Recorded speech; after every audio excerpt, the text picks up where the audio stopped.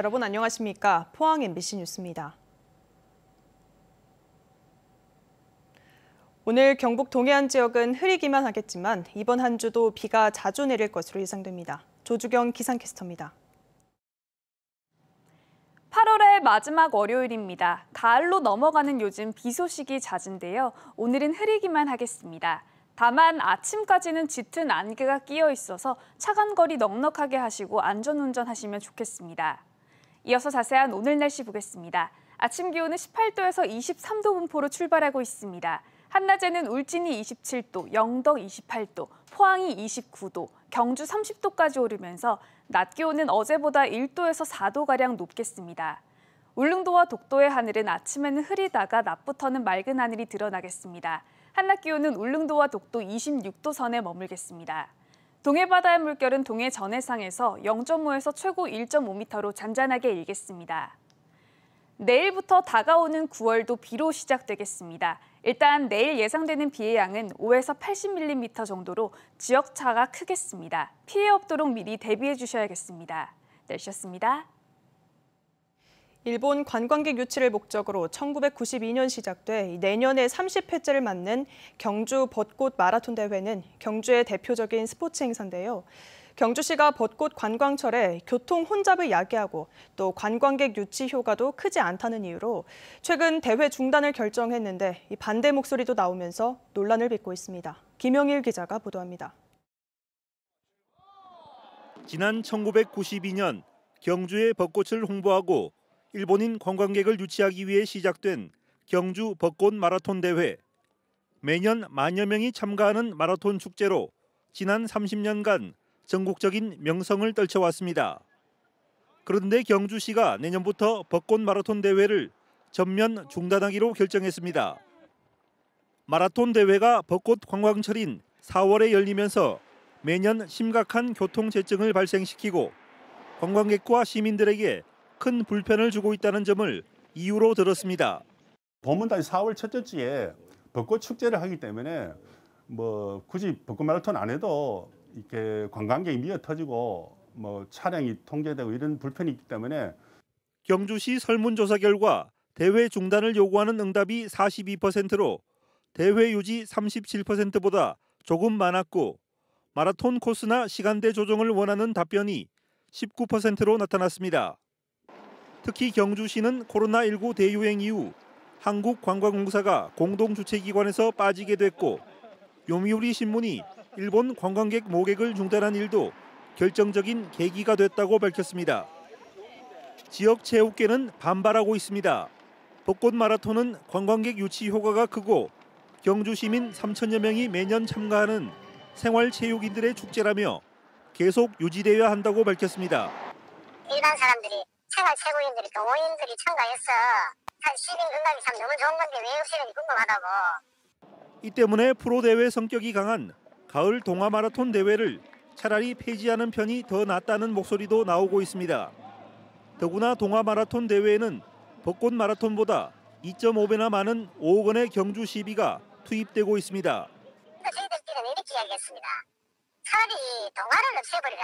돈 주고 경주 시민들 참가 안 하고 하면서 그걸 트레이딩에 나가니까 없애는 소리 안 하고.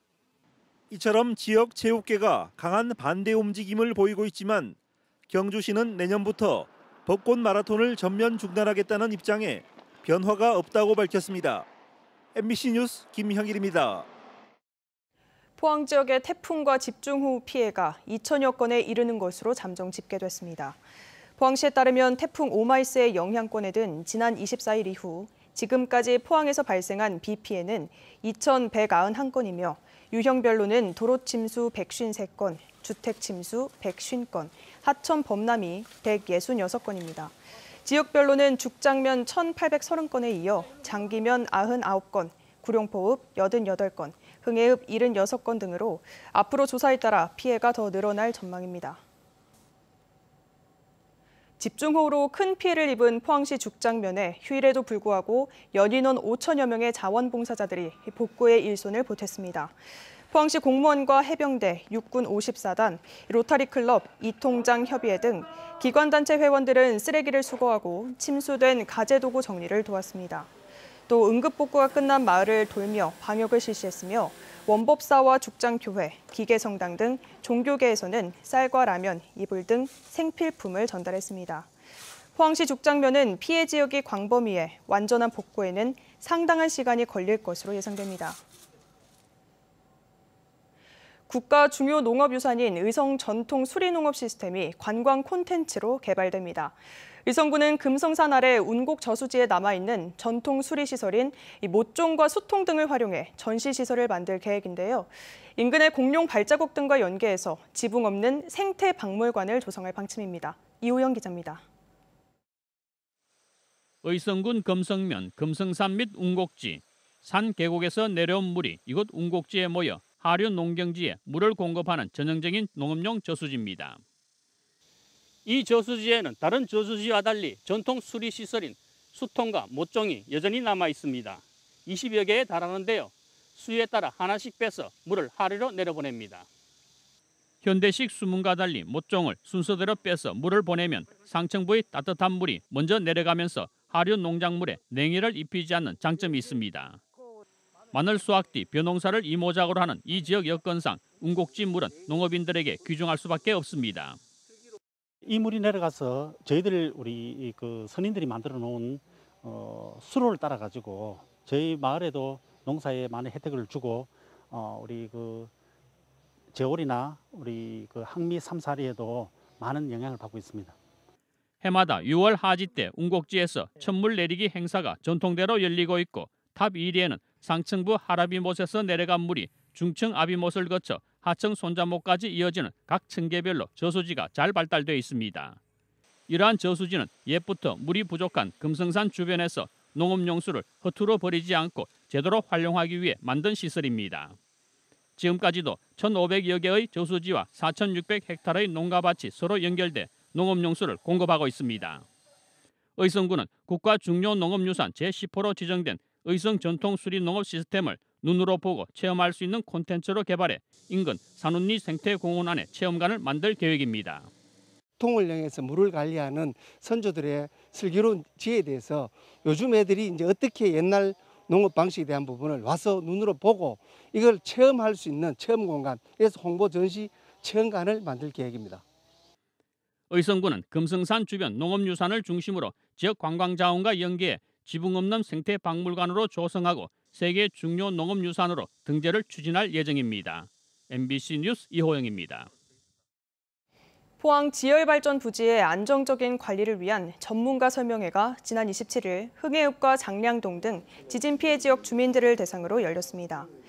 설명회에서 부산대 강태섭 교수는 지열발전소 장비를 장기간 보존할 경우 부식과 파손 등 안전 문제 발생 가능성이 있어 철거가 필요하다고 밝혔습니다. 현재 모니터링 시스템은 지표 지진계 20개소와 지표 변형 모니터링 2개소가 구축돼 있지만 지열발전 부지 내에 설치 예정인 신부 지진계와 지하수 모니터링 시스템은 시추기가 시추공을 맡고 있어 작업 공간 확보 및 작업자 안전 문제로 설치에 차질을 빚고 있습니다. 남부지방산림청이 금강 소나무 군락지 고사 현상에 대응하기 위해 연구 용역에 착수했습니다. 금강 소나무 고사 현상은 지난 2010년부터 주요 서식지인 봉화군 석포, 소천 춘향면과 울진 금강 송면 일원에서 나타나고 있습니다. 연구 용역은 집단 고사 현장의 자료 수집과 항공 영상 분석 등으로 고사 상황을 파악하고 소나무 재선충병을 예방하는 데 중점을 두고 진행합니다. 남부산림청은 이번 연구 용역은 기후변화 등으로 고사가 진행되는 금강 소나무를 보호하기 위한 것이라고 밝혔습니다. 대구 달성군의 비슬산 케이블카 설치 계획이 환경부의 재검토 의견으로 제동이 걸렸습니다. 환경부가 달성군이 낸 초안이 자연환경을 크게 훼손할 수 있다고 봤습니다. 윤영균 기자가 취재했습니다. 대구시 달성군에 있는 비슬산 자연휴양림 공영주차장입니다.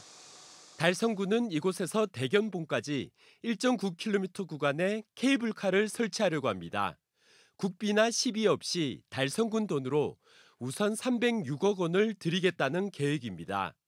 달성군은 1년에 96만 명이 케이블카를 이용해 순수익 31억 원과 함께 고용 창출 효과를 기대하고 있습니다. 정말 우리 비설산도 명산 중에 명산입니다. 그러나 특히 몸이 불편하신 분들, 또 어르신들, 또 몸이 유약한 어린이들 올라가고 싶어도 올라가지 못하지 않습니까? 하지만 달성군이 제출한 환경영향평가 초안에 환경부가 제동을 걸었습니다.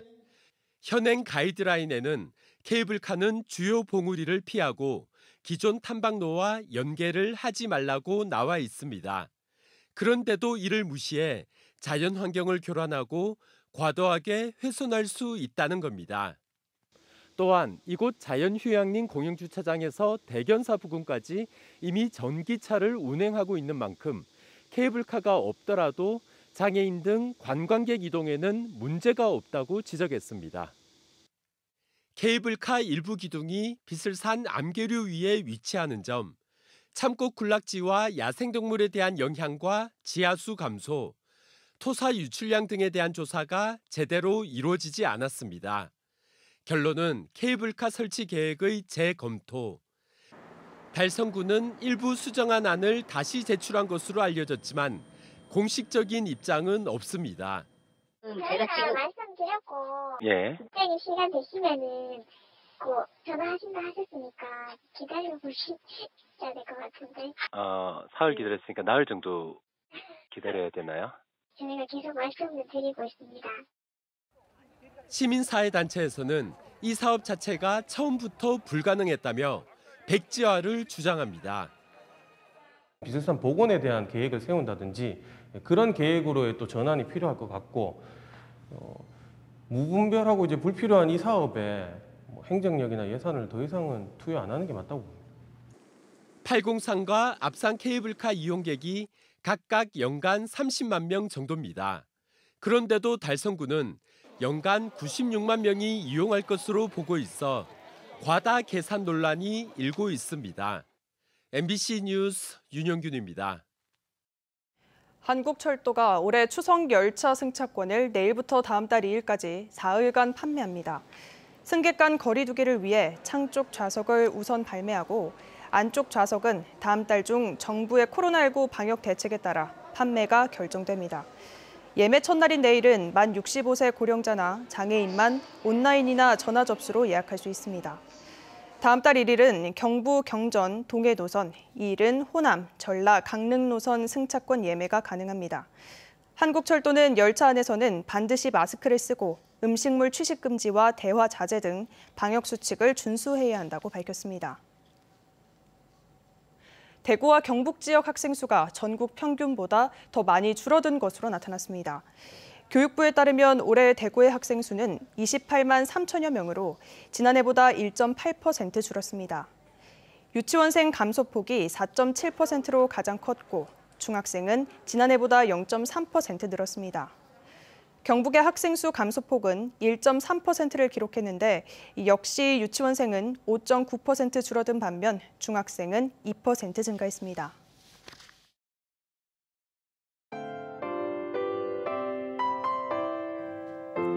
8월의 마지막 월요일입니다. 가을로 넘어가는 요즘 비 소식이 잦은데요. 오늘은 흐리기만 하겠습니다. 다만 아침까지는 짙은 안개가 끼어 있어서 차간 거리 넉넉하게 하시고 안전운전하시면 좋겠습니다.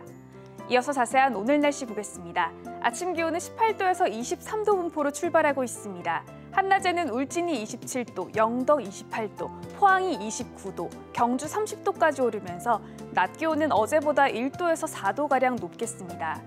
울릉도와 독도의 하늘은 아침에는 흐리다가 낮부터는 맑은 하늘이 드러나겠습니다. 한낮 기온은 울릉도와 독도 26도 선에 머물겠습니다. 동해바다의 물결은 동해 전해상에서 0.5에서 최고 1.5m로 잔잔하게 일겠습니다. 내일부터 다가오는 9월도 비로 시작되겠습니다. 일단 내일 예상되는 비의 양은 5에서 80mm 정도로 지역차가 크겠습니다. 피해 없도록 미리 대비해 주셔야겠습니다. 날씨였습니다. 이상으로 포항 MBC 뉴스를 마칩니다. 시청해주신 여러분 고맙습니다.